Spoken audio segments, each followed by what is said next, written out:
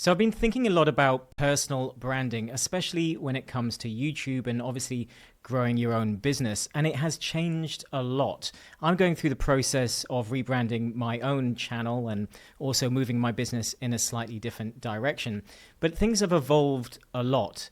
Like back in the day, I say back in the day, but when I started about 10 years ago, it was all about modeling what was working. We were copying people and we were looking at what they were doing.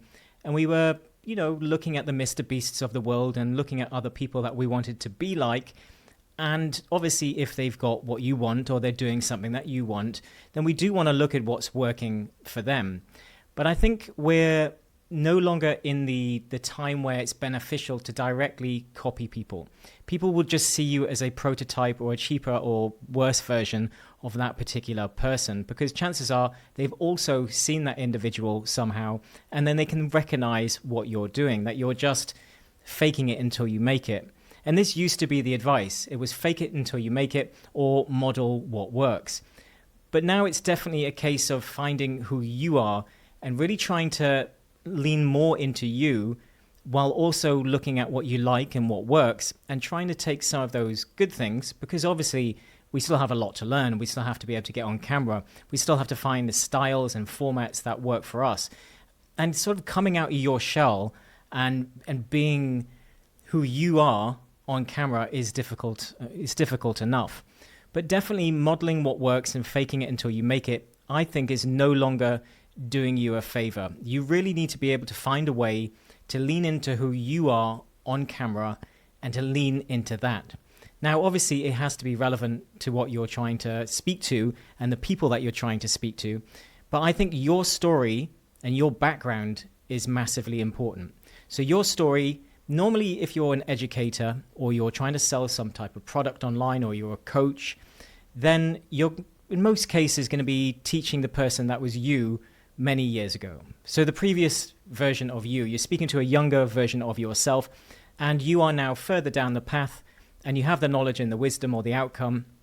And now you're trying to impart your knowledge to the previous version of you. So your story about how you got there, the pains, the struggles, that is what they want to hear now. So they don't necessarily want to hear your struggles currently, although some might. But if you're just speaking to those people in the past, who are basically who you were, then you want to be speaking to that individual. And you want to speak to your story and your personal experience. So it shouldn't be so much about talking about other people and reflecting other famous people, because I think that's a mistake that a lot of us fall into when we're trying to model what's working. So for example, everybody wants to be Alex Hormozi right now, but you're not Alex Hormozi. None of us will be.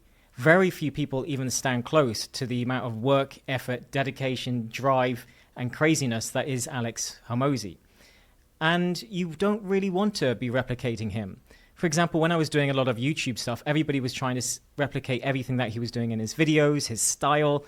I was looking at search terms and it was like, how does Alex Hormozi do this? How does he do this? How does he do this? And you want to look at what they're doing and take things that work. But if you try to pretend to be that person, rarely does it come off unless you really are that particular person. So you want to learn into your experiences, your story, and who you are and what makes you unique. Are you someone that likes to speak really, really quickly on camera? Are you someone that is hyperactive? Are you someone that's super calm? What is it that you like, and what is your personality? Like, people want to connect with you now and your personality. So your personal brand is really connected to you and your identity. And as trust and noise on the internet is busier than ever, you really have to find that way to connect with certain people. Like, what is the vibe that you want from people?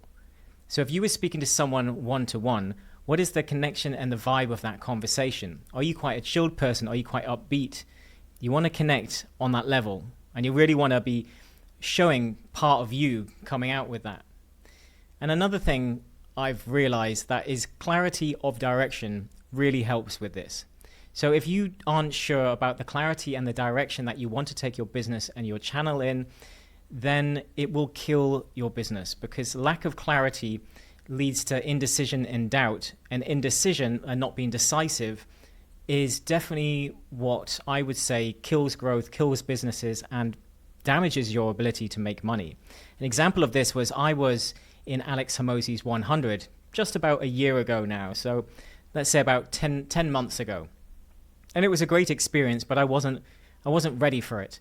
And I'd already just launched a school community, and it was starting to do well. I was working with beta testers. And then I basically got into the 100, and I started listening to lots of different people's advice. And I started to keep changing what I was doing. So I already had a plan. It was already starting to slowly work. And as soon as I started listening to other people and seeing what other people were doing and looking at them rather than focusing on my particular plan, I started to chop and change. I started to have indecision and doubt and thinking their way was better, or maybe this would work. And the truth is, all of those worked. They were all fine. Everybody's ideas were great. They were all working for them. But my plan and my idea was good as well.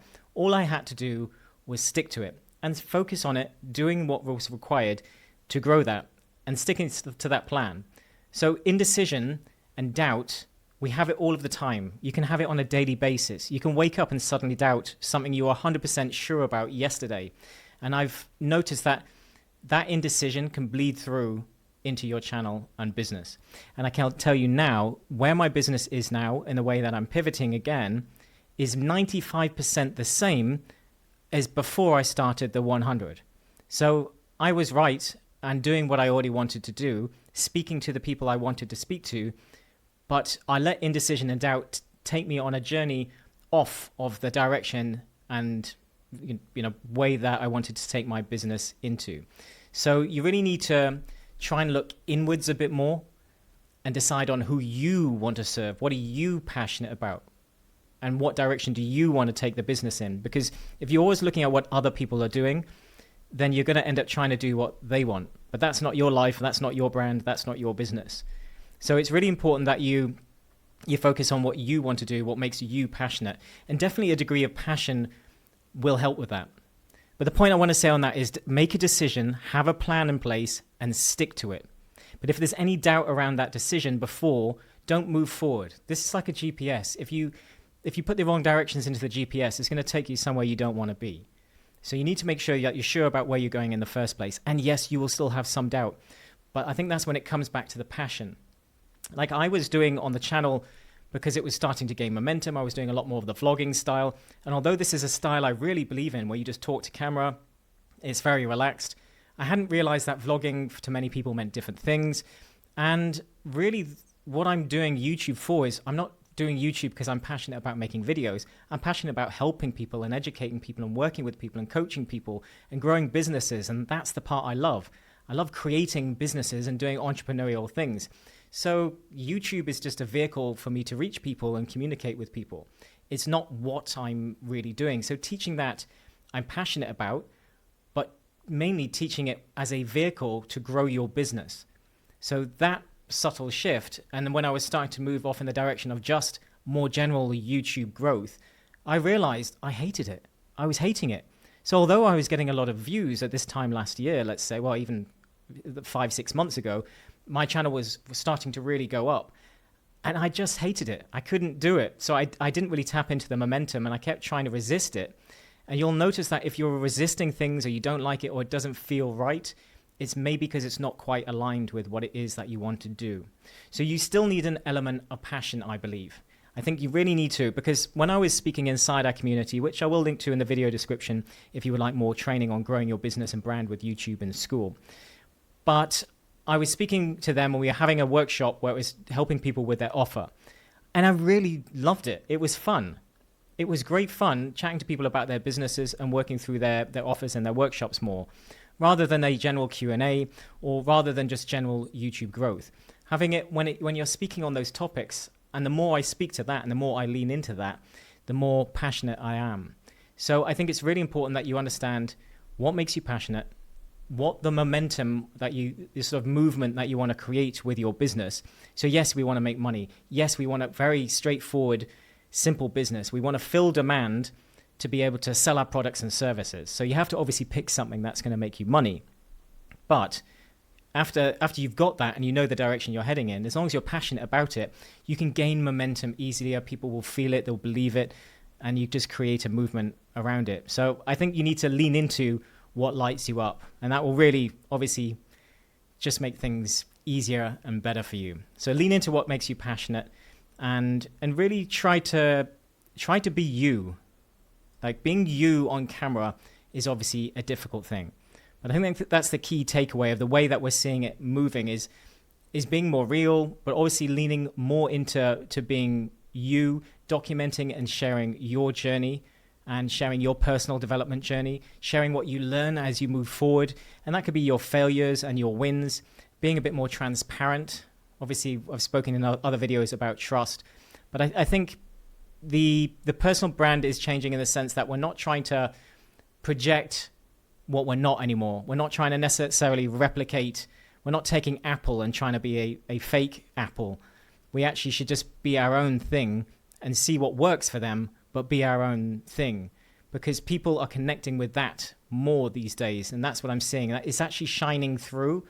I don't know whether it's an algorithm thing or whether it's just people craving more real, but that type of movement and shift and that reflection of who you are, the closer you get to a direct reflection of who you are in real life into your business and brand and into your videos and your content, then I think that is a much better form of personal branding, because personal branding is just about building trust after all. So that for me is really what I've learned recently and where I see personal branding going. But let me know your thoughts in the comments. What have you seen change about personal branding? What draws you to a brand or channel on YouTube these days? And if you would like, again, to join our community, I will link to that in the video description. All right, I'll see you in the next one.